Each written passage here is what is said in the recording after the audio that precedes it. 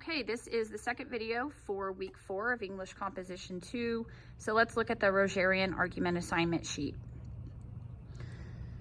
So it does give you your requirements. MLA format should not be surprising. And, you know, you've been through Comp 1. I've spent a lot of time on my weeks 2 and 3 videos going back through all of the MLA format as a review.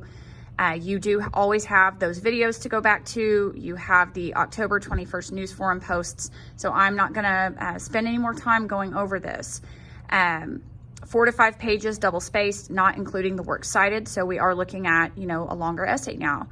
You must have in-text citations, a works cited page with your credible sources, and a minimum of 4 sources.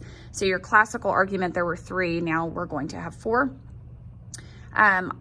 This just kind of goes through the whole writing process. It's always the same. We're going to identify our issue using invention, but really I would recommend you stick with the same topic you're already using. You know, a classical argument, as you'll see, is different from a Rogerian argument. So you're not writing the same paper, you're taking the same topic and writing a different type of argument. But this is just the writing process of how you start from the beginning and then get to a finished copy.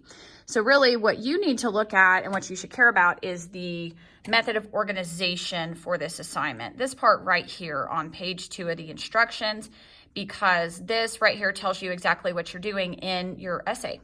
So again, use these bullet points as a checklist of what you should be doing. And this is where I saw people have issues way back on week 1 with the research proposal. Those instructions had 5 bullet points.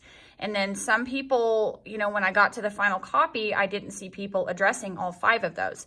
So this is like a checklist. If you're doing these things and doing these things in this order, you should be fine. So the first bullet point says an introduction paragraph that provides history and context for the issue and provides an overview of the controversy surrounding it. So you may have already done some of that in the background section of your classical argument. So if you've already done some of that work, you know, you will pull that into this paper. The second bullet says a body paragraph that accurately and objectively explains the viewpoint of side A. So accurately meaning you're not leaving anything out. You're not trying to mislead your reader. And objectively meaning you're not showing any bias.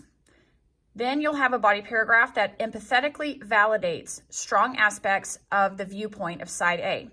Empathy means that you are identifying with and showing compassion and understanding for that side, even if it may be something you don't personally agree with. The fourth bullet point is a body paragraph that accurately and objectively explains the viewpoint of side B. And then you will have a body paragraph that fairly explains the validity and preferability of side B. Then you will address the last 2 bullet points, 1 or more body paragraphs that achieve the following: concede the imperfection of side B, identify aspects of side B that benefit both sides, propose a productive and feasible compromise based on common goals or values.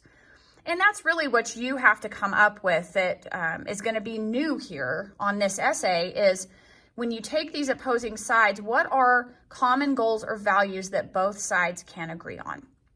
And then a conclusion paragraph that concisely reviews the strongest points of both sides, identifies the common goals or values, and reminds both sides that the proposed compromise satisfies at least part of the common goal. So what a compromise means is that neither side is going to get everything they want, and they're both going to have to give up something of what they originally wanted or believed, and that's just how compromise works. So those are the bullet points, and they actually do have a scoring guide on here. It's 250 points, but the very specific rubric is right here, and this is the chart thing, and it explains how I am instructed to give you or assign you points in each section. So obviously you'll want to look at that. If you want an A paper, you know, you need to be doing the things in the first column, so on and so forth. The outline document is here, and this is not one that I came up with. Normally, I'll be honest, I don't like some of the outlines or materials that are uploaded on here for us automatically, but I liked this one because it looks pretty much the way I would do it. So it gives you some things to consider before you begin. It actually suggests that you review a document, terminology for textual analysis, which is posted on one of your previous weeks. You know, it really just explains the whole rhetorical situation and making sure you understand what you're doing before you really start. So I liked that. And then the parts of a Rogerian argument. So it just tells you word for word what to do, provide some history and context for the issue, provide an overview of the controversy or disagreement. And then again, you get into these body paragraphs. They're numbered for you. There's an A, B on number 5. So it's really similar to the outline you did for the classical argument. It doesn't need to be in MLA format necessarily. You just need to address all of the questions, you know, bullet points or numbers that you're asked on here. So this document, if you follow this, I mean, you are essentially planning out your Rogerian argument. So it's a really effective tool. So we're going to stop the video here and start a new one.